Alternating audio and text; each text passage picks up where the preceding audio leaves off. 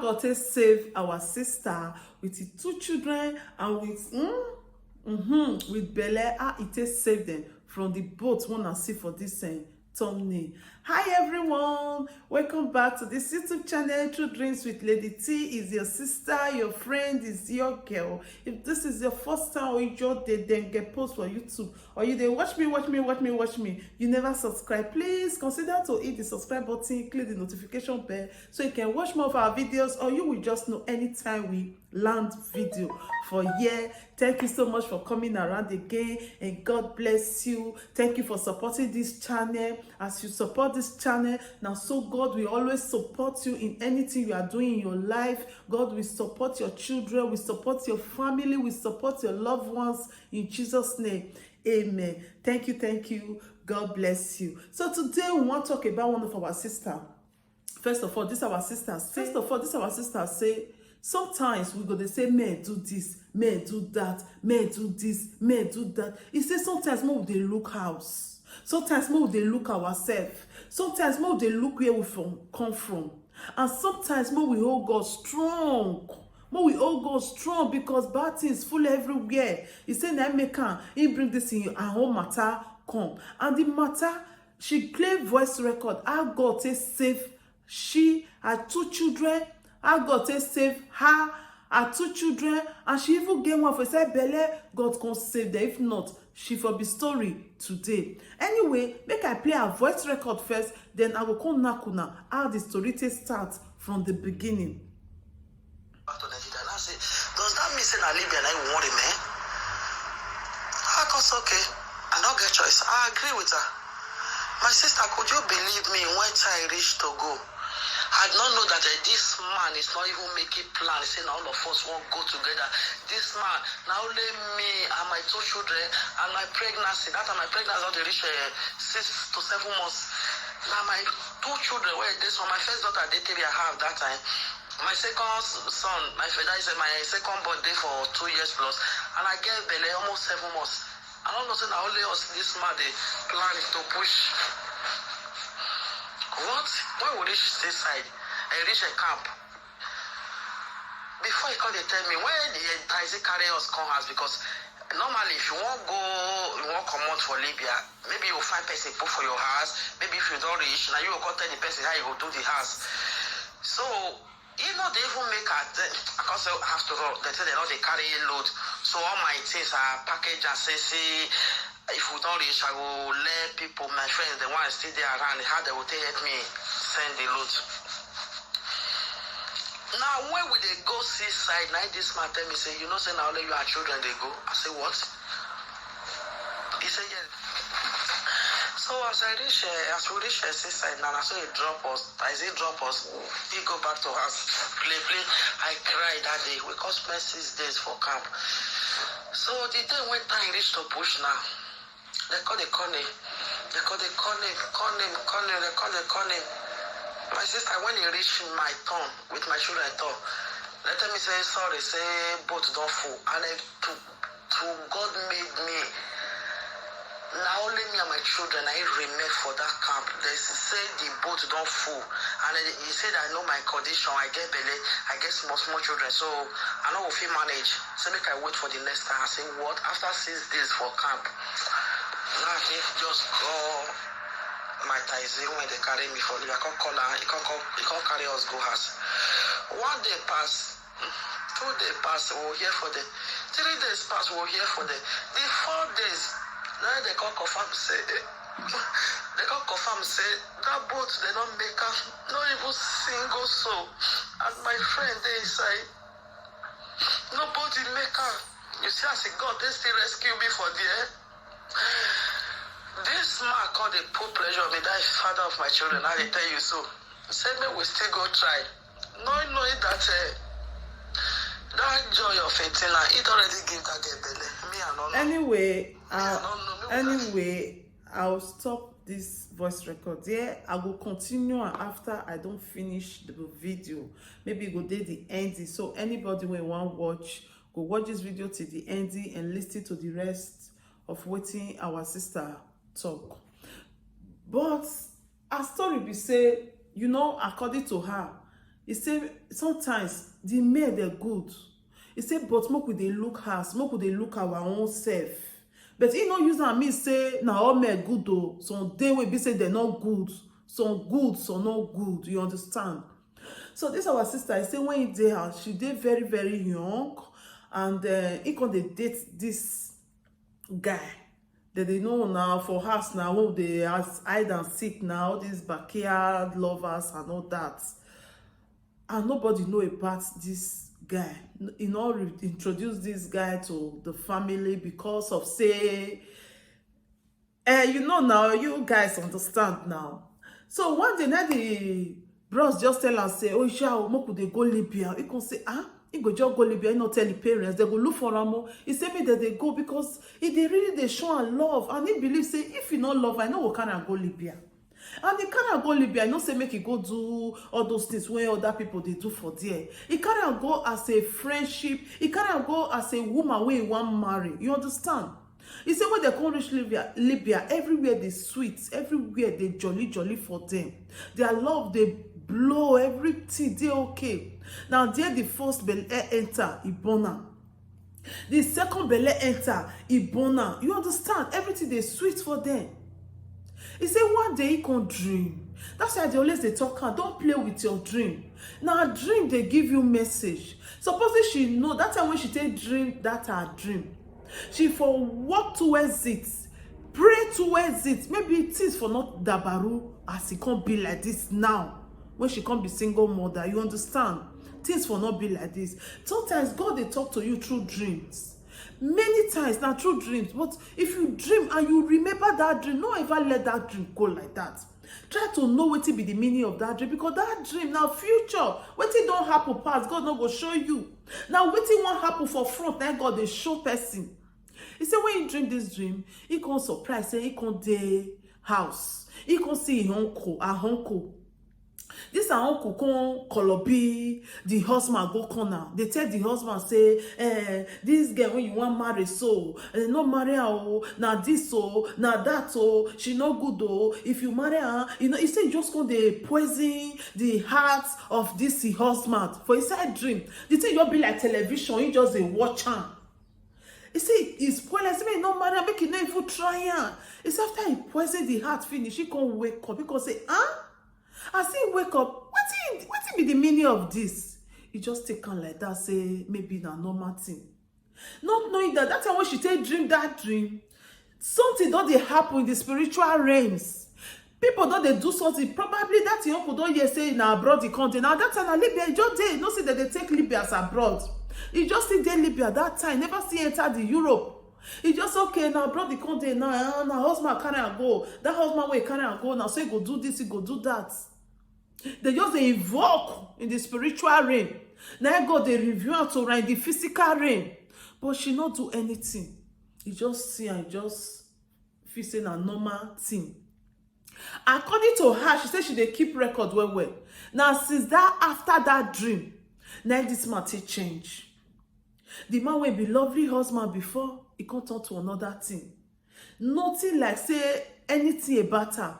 Now so all the women will be saying because in and people when they bring all of them are so they on top of them. You not care, they go even they tell us say you not tell us say you get wife for you go say you not get what you want use and do, say na a baby machine, you not get what you want use and do. So tell he say any small thing, this person will be say he never raised hand for her once. That's why if you see say your man change, your boyfriend change, not just leave and say he change. Try to pray. Tell God to reveal to you and know the solution to that thing so that he go stop. Because now that will be your husband. If you lose her now pari be that. He says so now baka any small thing. Say if you don't see say flower come out for a body, he not dey leave her. He must make sure say flower come out for a body before he go leave her. He said now so they do every time. He said self can't tire. He can't tell the man say I beg. He don't tire. All this one he don't tire now. He want go back to house. He said before he dey talk say he wan go back to us already, don't get one, he don't get two for Libya. The second one, okra, he grow again. As okra come grow, now he come tell the man say, abeg, this okra when he grow so, he no dey born am for this Libya. He dey go back home, go born this pikin. Now the man come tell am say, no, may not go back. If not so, make he just cross, enter Europe. He come say he no fit enter Europe because he na person wey dey fear water. Nothing go make am cross enter Europe.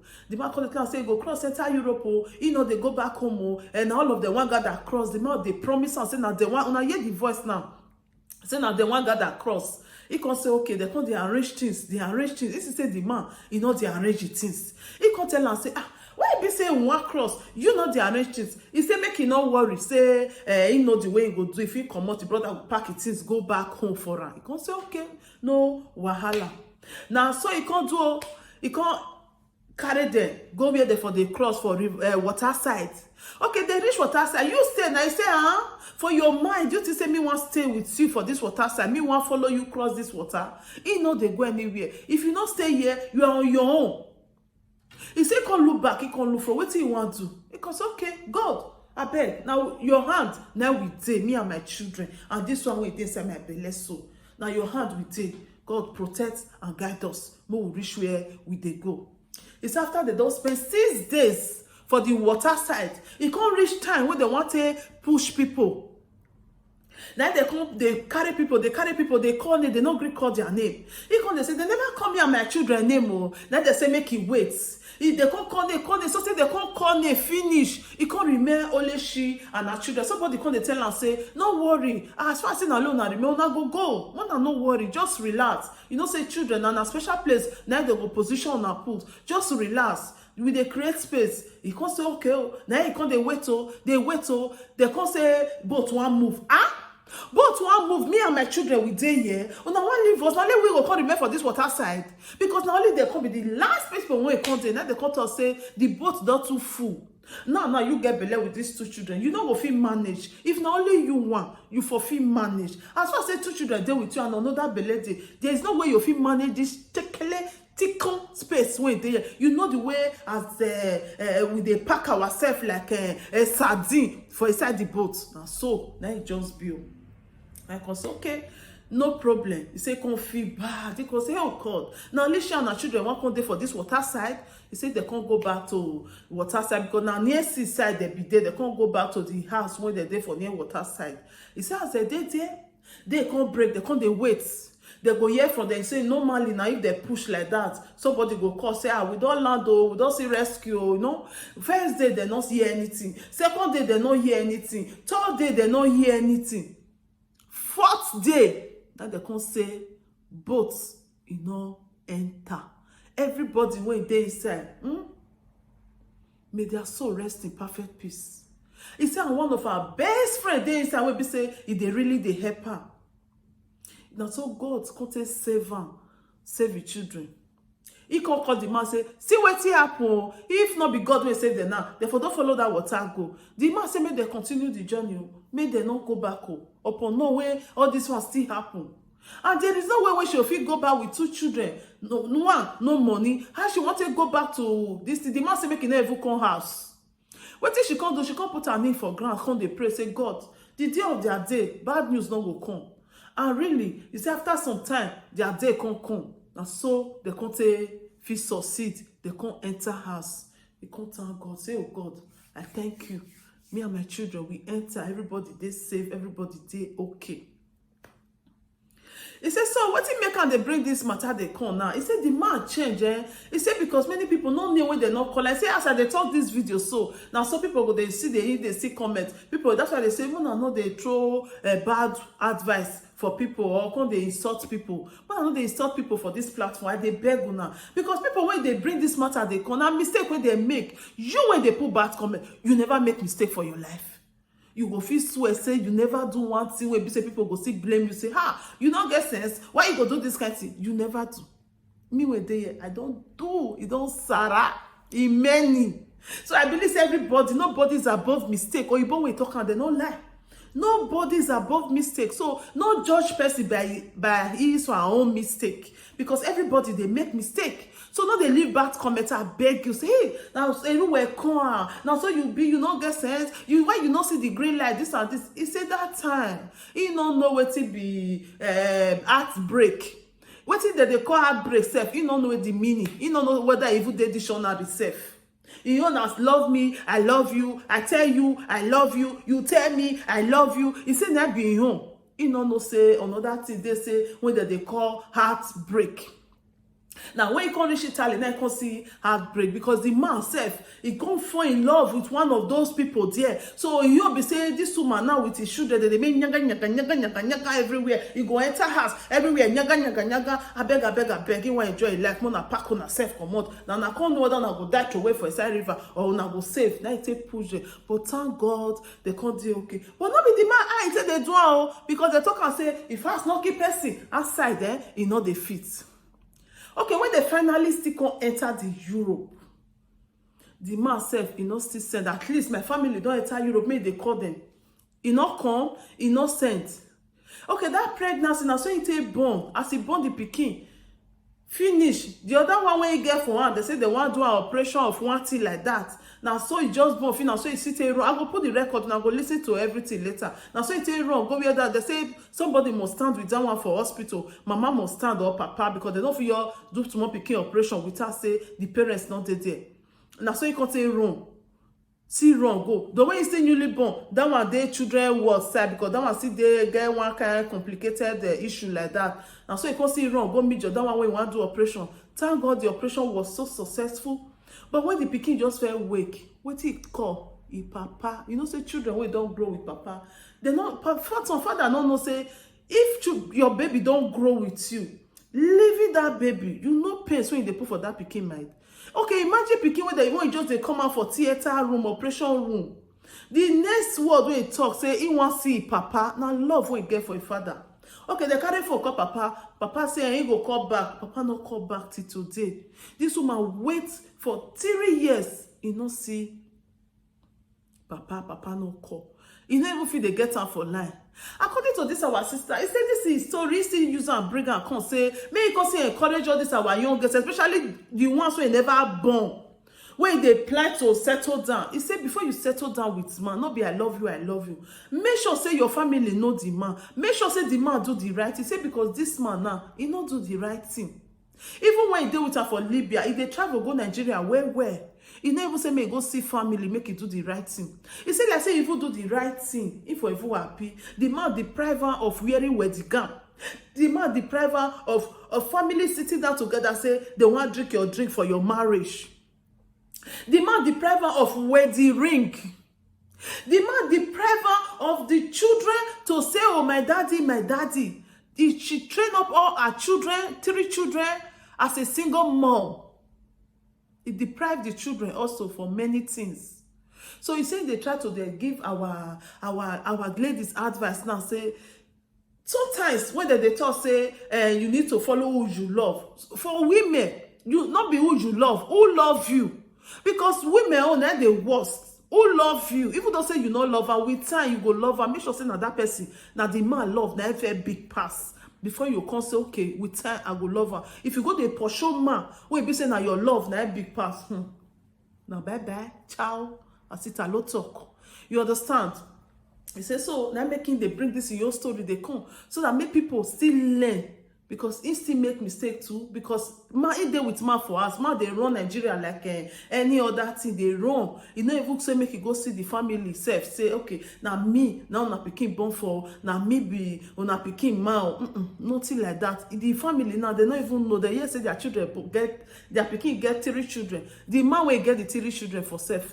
They don't know for picture, they don't know for face. So he said, we could use and sit encourage our this thing. And some men will be see they do like that. Mona say try. Make una know they do like that again because now they hurt people, now they break people heart, even the children too. They like to know their parents, you understand? They like to know their father. And because he told say, he see they use and they talk say sometimes when we see they look house. He said because now the story of our sister where I bring come and I motivate her to send voice notes, come say see him own, see as him own dey waka o. He say because after he dream that dream, na there this man for change o. He say he no go lie. He say na there this man for change. He know say something dey behind. He say after he wait for 3 years, any relationship wey she can't get, no one dey work. Yeah, the people that they talk for oh, hello, I love you, you are so nice, you are good, you are that. They go talk fine 24 hours the day line. But immediately you just see her for eye. You don't see her like spirits. You don't see her like ghosts. The love, you know, they there again. And I ain't go come, they use their own hands. They pursue the man. And this our sister, she born the last one when she did 27 years. And now she's 37 years. That last one, they go 11 years now. And now she's 37. 37 now, young lady, eh? When we say 40 years, we both say life begins at 40. So life never even starts. But she don't born 3 children for one man. But she happy saying she born 3 children for one man. But what many people know they understand, eh? And I see they talk you don't say many people will say, hey, just live your life. You don't born 3 children. You born 3 children for one man and one place you born your children. And don't care about the man again. Live your life. Live your life. Fine. Live your life. Take care of your children. If those children grow, those children will grow tomorrow. They will go here. They will come out. They will get their friends. You will go sit down, sicko. Now, there the wahala they come up. Not be say, train your children like that. Even though say the man do like this, he not me. Train your children. Now don't want to be your joy. Now don't want to be your happiness. Your children, what they say, but these children, they grow tomorrow. Mona, remember, if they grow tomorrow, you can't dey lonely. You go dey lonely. You go need somebody by your side. You know, so these are our children. So when you see, so especially the ones where they're born for abroad, so if they don't grow, they not the same parents again. They don't get friends. When we say that they WhatsApp their friends. Sometimes if they even sit down near you, you go be like say you they talk to them, go be like say you what even they talk self if they prepare them for here. They will just get up, go their room, go they message their friends, discuss with their friend. Sometimes if they not read their book, they go they message their friend, they discuss with their friends. Sometimes they'll go out with their friends. Only you want to sit down, sicko. Nobody to turn to. Now that time you come they say, okay, make I come find partner. When be say go they keep me busy. Now there would they talk oh. Not be say train your pikin, live on like that. Not be that one oh. Now that evening time, now would they talk? I hope many people will understand where they try to drive to. I hope many people will understand. That's why, because this lady now, the last one now, it don't dey 11 years. Even 11 years pikin sef, you know they send mama again. Once he just come from school, he drop back, he eat his food. The next thing, maybe get assignment for school when he want do, he don't do the assignment. The next thing, next room, they go stay. He don't carry a computer or a phone. They chat with his friend, or they play game, or they do 1 or 2 things. You know, come sit down here, you say, mama, mommy. They know they do like that. So that's why you need to try to build your life now. Because this woman, I tell her, say, you need to break that yoke. What's it I talk? You need to break that yoke because you are 37 now. And your last born now 11. By the time you don't be 40, your last born don't they go 14 years. He not send you again. Even the 2 ones where they from, we'll never talk about that myself. He not send you again. So you need to look for somebody to deal with as a companionship.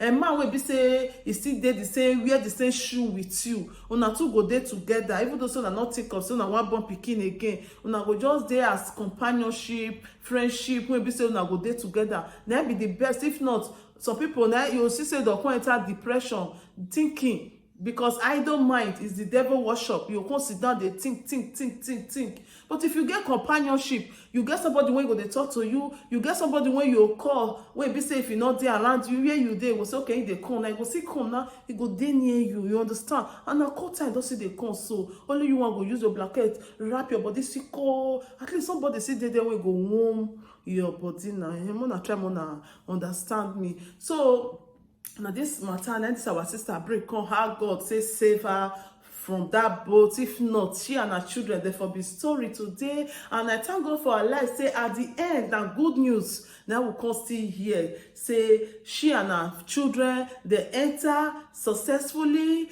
without any pains, the belle wey still carry dey come, the belle still enter.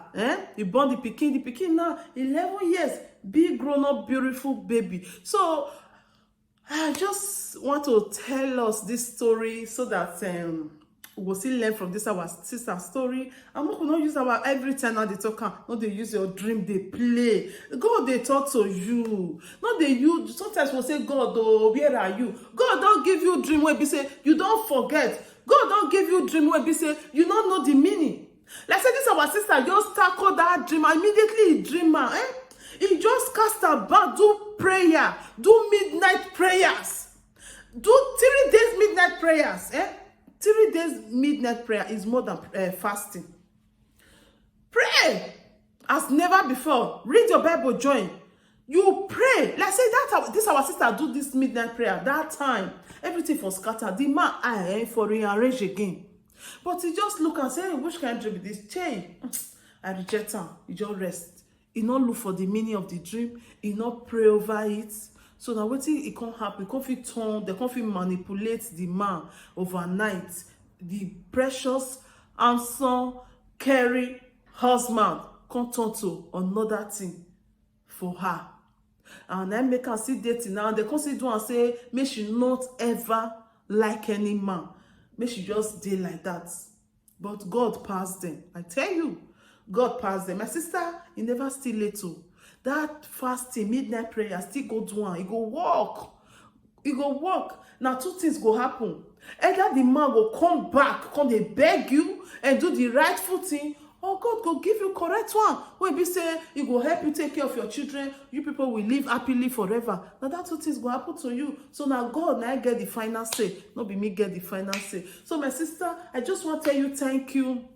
I just want to bless you, tell you thank you for bringing this your story down here to encourage our women, to tell us how you take waka from Libya to Italy, how God take save you from that boat and your children, and how everything happened, and despite the operation when your children do, everything was successful. This is a good news. I thank God, and I also pray for you. Say, don't worry, these children that when be saying only you want, now enter your rapate train these children, they will never be a wayward or a vagabond children. You will enjoy these children. You will carry their children in Jesus' name, and God will grant you your heart desire. That your husband, he will come back begging you. If he not come back, God will give you better man. When be say both of una will love each other. So now my story be this for today.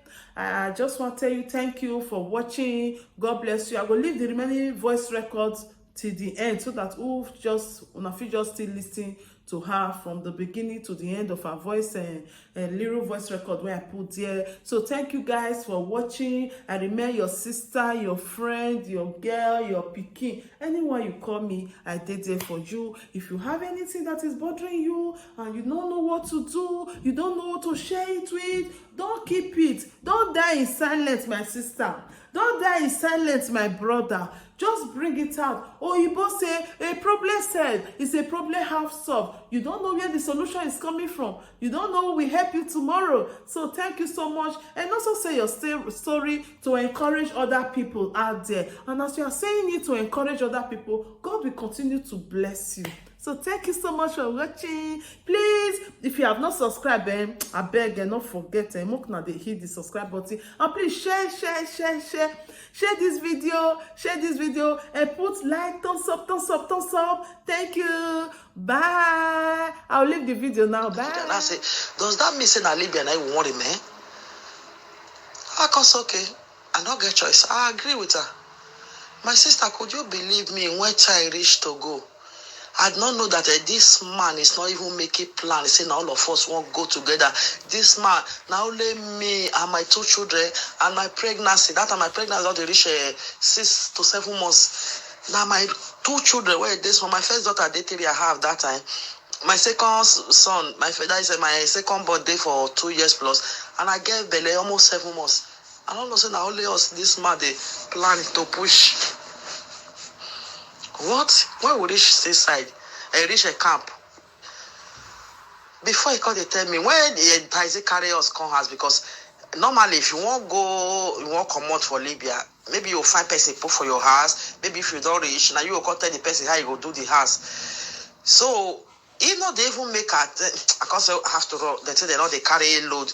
So all my things are packaged and say, see, if we don't reach, I will let people, my friends, the ones still there around, how they will take help me send the load. Now when we they go seaside, now this man tell me, say, you know, say now let your children they go. I say, what? He said, yes. So as we reach seaside now, so he drop us. As he drop us, he go back to us, play. I cried that day. We could spend 6 days for camp. So the day when time reached to push now, they call him. My sister, when he reached my turn with my children turn, let me say sorry, say boat don't full. And to God made me. Now only me and my children I remain for that camp. They say the boat don't full. And he said I know my condition, I get belly, I get small children. So I know if he manage. So make I wait for the next time. I say what? After 6 days for camp. Now I think just call my Taizé when they carry me for Libya. I can't call her. He can't carry us go house. 1 day pass, 2 days pass, we'll hear for the 3 days pass, we'll hear for the 4 days. Now they can't confirm say that boat they don't make her not even single soul. And my friend they say nobody make her. You see, I say God they still rescue me for there. This man called the poor pleasure of me, that is father of my children. Now they tell you so. He said, "Me we still go try." Knowing that that joy of 18, it already give that girl belly. Me I don't know. Me with that to God. Me I don't know. So after 2 weeks, now we still we still go seaside. Okay, I say, okay, for this one now, may you follow me in case about belly na 7 months in there now, may you follow me. I know will fit with this belly, these children. Follow me, this man no agree. Now we both still go try. As we try, now we take enter. As we to say, before they do this girl operation, say one close person must stay with her, either a father or a mother. So since the father not there, I don't have any option. And I stay there for hospital where I for born. I never dey okay. My baby self when I born, I no see her for eye. They don't transfer her go another children hospital because he no breathe. They come say me I come house. As I come house, and the next day they want do that my daughter operation. Now so they say if I take train, it go too long. Now they arrange for flight for me. I come from Reggio Calabria, take a flight, they go Bologna. As I Modena. As I just come down for airport. As I just come down for inside flight. Now so I told me. Because it's just like 6 days when I do operation when I take born. Even the picking when I born, I never see. And I won't go still meet my daughter where they want operator. That's why I fall. They first go treat me first. Thank God the operation was successful. When this girl when the time for her to wake up, now when they wake up, the first thing when he talk, he said, "Mommy, I want to speak to my daddy." I say, "Really?" Now I carry phone, I call this man for Libya, see the situation where they had, see waiting that they pass through. And my daughter just wake up for operation. He say, "Want to talk to you." This man tell me, say, make I call her back, say they busy. Me, I call her back, say they busy. Till 2 weeks when we spend for hospital, you know, call back. If I call her, you know, they pick. That one pass. So, but it's okay. It's okay. I'm alive today, yeah. My 3 children, they are here with me. What did make me bring this topic? Because this word, it really heavy for my mouth to talk all these years. Now 2008, now we enter Italy. Not be today matter. Since that 2008, my sister, no relationship with the work. Okay, when we enter, I was okay, maybe they go change your mind. I wait for her for good 3 years. Good 3 years when I enter Italy. I don't know man. good 3 years. I say he go come because we know they quarrel. We not quarrel when we come once. Wetin make her change like this? He go come. He go come. He go come. As he not come, that's okay. After 3 years, make her try. Another person. My sister relationship no dey come, especially this point now when about this girl now when you talk. I hear and I can say no. You don't take what they tell you. Say I won't give you voice message. I won't give you voice message. No, as I don't wash and finish now, and I say no. Make I still give you voice message. You get waiting, cause that particular place. I be person now. As I did so now, if he mad, they talk to me. Me mad, they approach me with the talk for phone. Oh my God, I would like that man. I would like her. But once I don't see that man. If there is anything that is bothering you, my friend, please say it so others will learn. Bring it to True Dreams with Lady T, and God will be your strength. Bring it to True Dreams with Lady T, and God will see you through.